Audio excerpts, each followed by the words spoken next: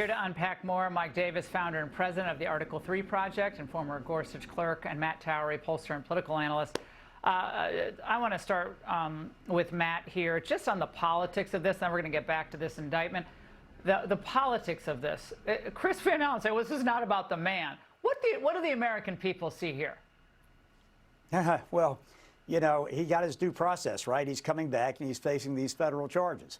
And I think the Democrats keep doing this in every category. They keep gravitating to things that the average American thinks are just crazy, that just don't make any sense. This man obviously has a very difficult history.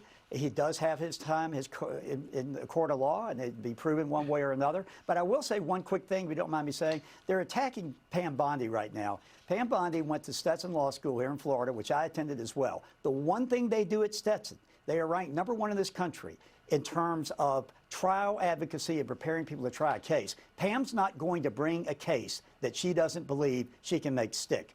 I can guarantee you that. Well, I've got to say, Congressman Jamie Raskin defended all of this tonight, and his constituent. Watch.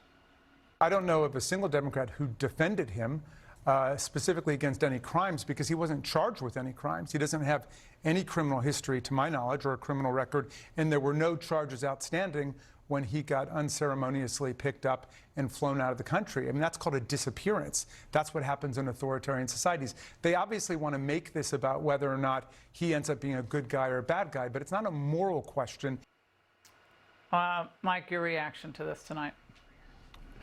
That is nonsense. The Democrats defended this guy as simply a Maryland father and a construction worker. They tried to canonize Kilmar as a saint, St. Kilmar of Maryland. Now this Maryland's father is going to be a Tennessee prisoner. Maybe Chris Van Hollen, the Maryland senator, can go have whiskey in Tennessee with this guy instead of margaritas down in El Salvador.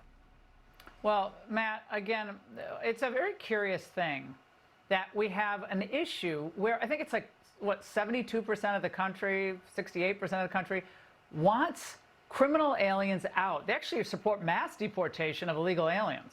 So he was illegally in the country. He didn't self-deport when he was asked. I mean, all these people are deportable.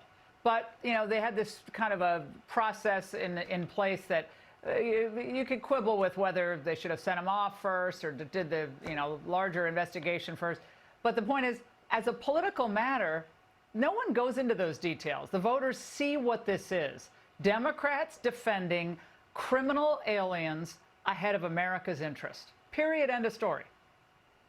Well, Laura, that's why the New York Times has a story saying that the Democrats have a huge problem in counties across the country because they're losing their vote, and they're losing it for these very issues. People look at this and say, why are you going down and sipping tea or having margaritas or whatever with a person who's been in this country illegally and allegedly did even just the things he was alleged doing before this indictment came out? They look at it and just think it's nuts. And so I don't know where the Democrats, they're not going to solve it giving $20 million to people to try to figure out how to talk to young men, because the young men look at it and say it's crazy as well. It's just not working for them.